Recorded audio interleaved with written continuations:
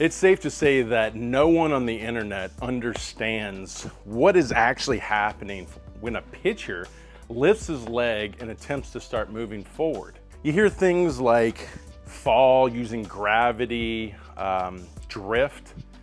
None of that is an accurate way of defining what's happening. Yeah, there is gravity always affecting us, and we're going to use gravity as far as its ability to take us down, and then also our ability to create ground force, which is action-reaction force. But we're moving this way, and gravity goes down, right? So nothing we can do that is currently happening, what they call free energy, would ever take us that way. There has to be some type of impulse that's going to bring us that way.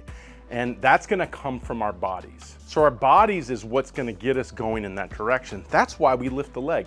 We lift the leg so we can actually go this way. Because it is like a step to throw, but at the end of the day, this back leg is the only leg on the ground, so it's responsible for most of the energy. Actually, there's a study that says it's responsible for whole body rotation.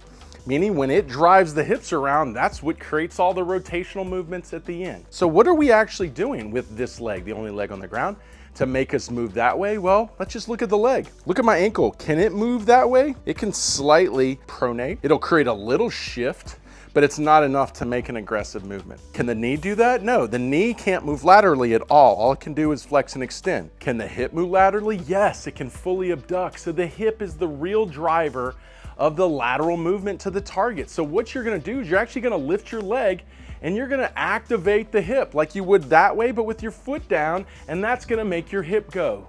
So there's no drift, there's nothing pulling you along, there's no gravity going that way.